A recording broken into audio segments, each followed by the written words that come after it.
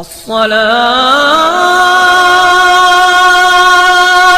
خير من النوم تھی وہ نہیں تھا، اسباب بنتے چلے جا رہے تھے، اس موقع پر لگتا ہے کہ صلح ہو جاتی اور یہ خطرناک معاملہ امت کے سامنے نہ آتا، لیکن عمر ابن سعد کی اس سفارش کے اوپر بھی ابن زیاد نے منظوری نہیں دی، اور اس کے بعد میں یہی لکھا ہے، شمر کو لکھا کہ شمر کو بھیجا کہ تم ہی جاؤ، ایک تحریر لکھی عمر ابن سعد کے اس بات کہ میں نے تم کو صلح کرنے نہیں بھیجا ہے بلکہ جنگ لڑنے بھیجا ہے، اگر تم جنگ لڑتے ہو تو ٹھیک، ورنہ لشکر شمر کے حوالے کر دو، اور شمر سے کہہ دیا کہ عمر ابن سعد اگر جنگ نہ لڑے تو اس کو فوراً وہیں پہلے قتل کر دینا۔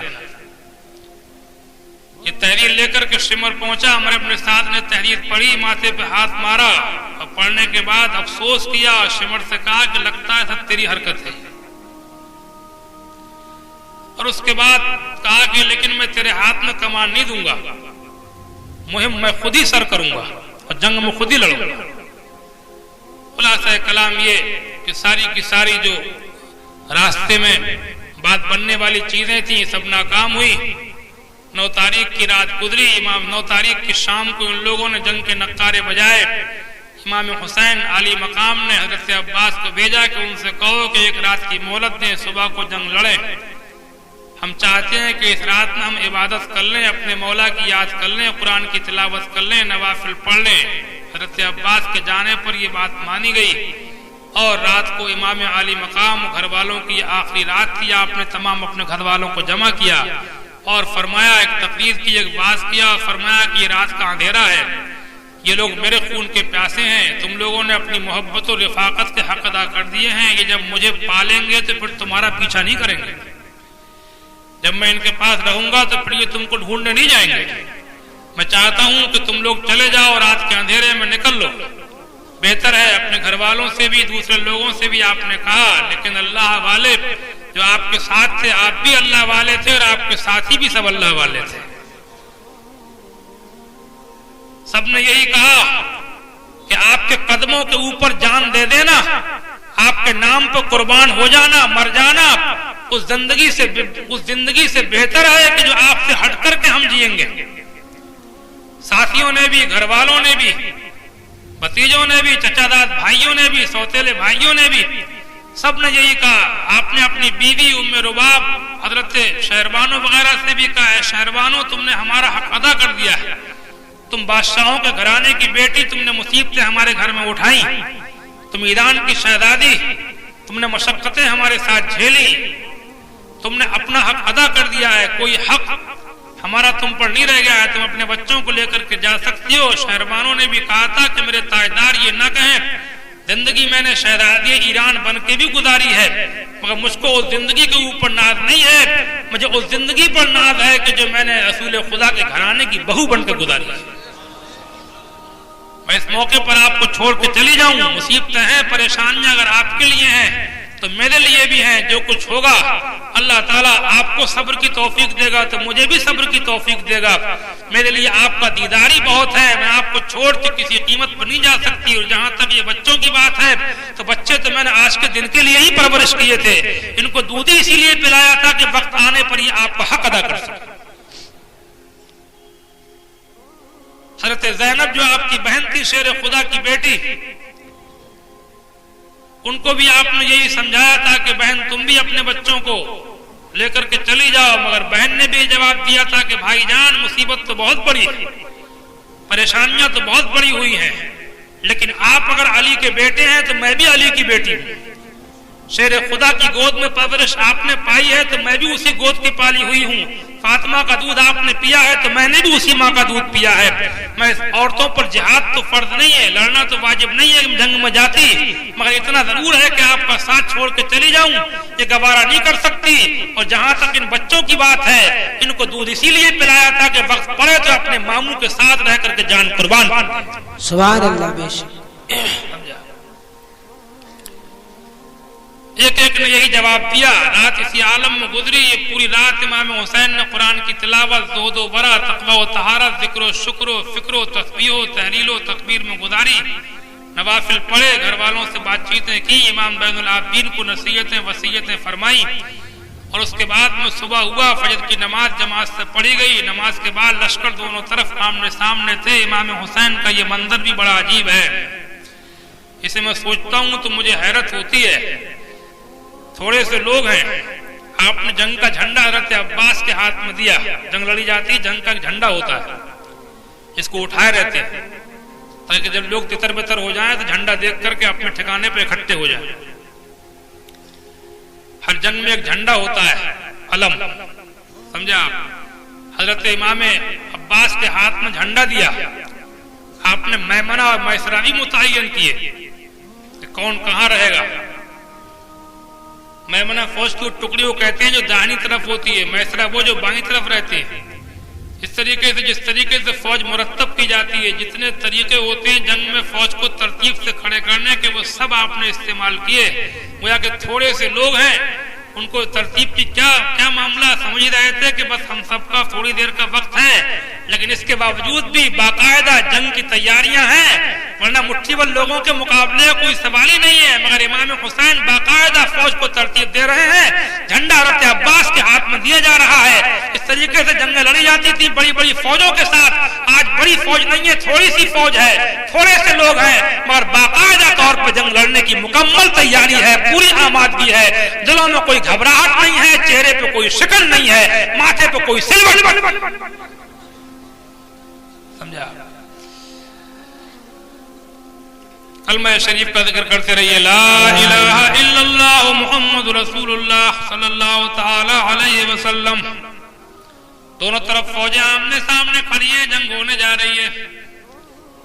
हजरत इमाम ने जिधर आपके खेमे लगे हुए थे, जिसमें औरतें बच्ची थी, उसकी जानिब एक खंदक रात में खुदवा दी थी, जिसमें आग जलवा दी थी कि कोई उधर से औरतों के खेमे में ना पहुंच जाए। एक शख्स यजीदी फौज से घोड़ा दौड़ाता हुआ आगे बढ़ा, इमाम हुसैन के सामने आकर कहने लगा कि हुसैन, तुम्हारे खेमे के करीब आग जल रही है, तुम आग वाले हो, नारी हो, तुम यहाँ भी नारी हो, तुम वहां भी नारी हो। हज़रत इमाम से कह रहा है, जन्नत के जवानों के जो सरदार हैं उनसे कह रहा है तुम नारी हो। इमाम हुसैन ने पूरी जंग में किसी को बददुआ नहीं दी है, मगर इसका जुमला आपके दिल पे बहुत तीर की तरह लगा और फरमाया कि जालिम, तू इब्ने रसूलुल्लाह को नारी कह रहा है। आपको सख्त कोफ्त पहुंची और फरमाया कि अल्लाह इसको आग का अजाब दे। जैसे आपके मुंह से ये निकला, किताबों में लिखा है कि इसका घोड़ा दौड़ा बिगड़ा और एक गड्ढे में उसका पैर घोड़े का गया। उसके बाद में जनाबे वाला घोड़ा बिगड़ता हुआ चला गया और ये घोड़े से गिरा, रस्सी पकड़े हुए ये घोड़ा इसको खींचता घसीटता ले गया, यहाँ तक कि खंदक के करीब घोड़ा पहुंच गया। खंदक घोड़ा पार कर गया, कूद के ये खंदक में गिर के वहीं जल के मर गया। समझा। एक शख्स ने बढ़कर के कहा कि हुसैन, देखो दरियाए फुरात बह रहा है और तुम प्यासे हो, तुम्हारी किस्मत में ये पानी नहीं है। हज़रत इमाम के दिल को इस बात की भी तकलीफ पहुंची, फरमाया कि अल्लाह इसको प्यास का अजाब दे। किताबों में लिखा है कि फौरन उसको बड़ी शिद्दत की प्यास लगी, चीखता था, चिल्लाता था, घड़ों मटकों पानी पिला दिया, मगर प्यास प्यास प्यास प्यास करता करता वहीं मर गया। इससे जाहिर होता है कि इमाम आली मकाम की जबान में अल्लाह ने वो तासीर रखी थी कि जो दुआ कर दे अल्लाह से वो पूरी हो और जो फरमा दे वो हो जाए। आप जो चाहते वो हो जाता, मगर शहादत का ज़ौक़ सुभान अल्लाह, राह खुदा में जान देने की तमन्ना सुभान अल्लाह। बेशक दोनों तरफ से आमने सामने लश्कर आरास्ता है, जंग की पूरी तैयारी है। यजीदी फौज के अंदर वही साहब हुर, इन्होंने 1000 सवारों का दस्ता लेकर के आपको शुरू में रोका था। उन्होंने अमर इब्ने सास से कहा कि अमर, क्या वाकई तुम रसूल खुदा के नवासे से जंग करोगे? मैं ये नहीं समझता था। अमर इब्ने साद ने कहा कि हाँ, गर्दनें उछलेंगी, सर कलम किए जाएंगे। हजरत हुर ने कहा कि लेकिन मुझे ऐसी उम्मीद नहीं थी, मैं समझता था कि कोई ना कोई रास्ता निकलेगा। मैंने ये सोचा भी नहीं था कि रसूल खुदा के नवासे से तुम लोग जंग लड़ोगे। अपने इरादे से बाज आ जाओ, नहीं आते हो तो मैं तो चला। عمر نے کہا کہ ہم ہر حال میں جنگ لڑیں گے، اور وہاں سے نکلے اپنے گھوڑے کو دوڑاتے ہوئے ایڑ لگا کر امام حسین کے پاس تشریف لائے، قدموں پہ سر رکھ دیا، امام میری بڑی بھولیں ہوئی ہیں، بڑی غلطیاں مجھ سے ہوئی ہیں، بڑی چوک مجھ سے ہوئی ہے، بات یہ ہے کہ میں یہ نہیں سمجھتا تھا کہ یہ لوگ واقعی آپ سے جنگ لڑیں گے، یہ تو میرے دماغ میں یہ بات تھی نہیں کہ آپ سے جنگ لڑنے کا تو کوئی سوال ہی نہیں ہے، میں سمجھتا تھا کوئی نہ کوئی راستہ نکلے گا، مسائل حل ہو جائیں گے، صلح صفائی کے راستے پیدا ہوں گے، لیکن یہ لوگ تو جنگ پر اڑے ہوئے ہیں، مجھ سے غلطی صرف اس لیے ہوئی کہ مجھ کی امید نہیں تھی، اب یہ غلطی ہو چکی ہے، میری خطا کو آپ معاف فرما دیں۔ حضرت امام حسین نے فرمایا کہ ہم نے تمہاری خطا کو معاف کر دیا۔ حضرت حر کہتے ہیں لیکن دل میں شہادت کی تمنا ہے، جو غلطی ہوئی ہے اس کی پاداش ضروری ہے، جو خطا ہوئی ہے اس کا کفارہ بھی تو ضروری ہے، اور اس کا کفارہ یہی ہے کہ میں آپ کے نام پر اپنی جان قربان۔ نکل کر لشکر آدھا سے مارا حر نے ایک نعرہ، نکل کر لشکر آدھا سے مارا حر نے ایک نعرہ، کہ دیکھو یوں نکلتے ہیں جہنم سے خدا والے۔ صحیح بات یہ ہے میرے دینی ایمانی بھائیوں کہ یہ دونوں لشکر نہیں ہیں آمنے سامنے، بلکہ جنت کے پھول ایک طرف کھلے ہیں، ایک طرف جہنم کے انگارے دہک رہے ہیں۔ دیکھنے والی نگاہیں دیکھ رہی تھی، پڑھنے والی نگاہیں پڑھ رہی تھی کہ دو فوجیں نہیں کھڑی ہیں، بلکہ ایک طرف جنت سجی ہے، ایک طرف دوزخ بھڑکائی جا رہی ہے۔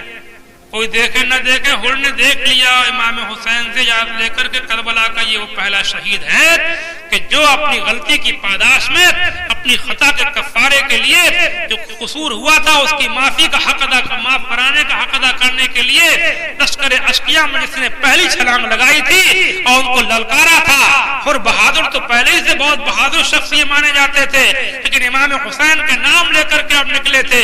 بہادر بہادر اپنی جگہ ہوتے ہیں، اور امام کا نام لے کر کے سچائی پر جو ہوتے ہیں، سچائی کی بہادری کا جواب ہی نہیں ہوا کرتا۔ بے شک سبحان اللہ۔ سمجھا؟ پہلا شہید ہے جو امام حسین کی طرف سے کربلا کے میدان میں یزیدی فوج کے سامنے آ کر کے بڑے بڑے سورماؤں کو، بڑے بڑے بہادروں کو مار کے، بڑے بڑے جواں مردوں کو جس نے ٹھکانے لگایا، اور اس کے بعد یہی وہ حر ہیں کہ کربلا کے اندر پہلی مرتبہ جو سب سے پہلے شہید ہوئے۔ اللہ تبارک و تعالیٰ ان کی شہادت کو ہم آپ سب کے لیے ذریعہ نجات بنائے۔ سب لوگ پڑھ لیجئے انا للہ و انا الیہ راجعون۔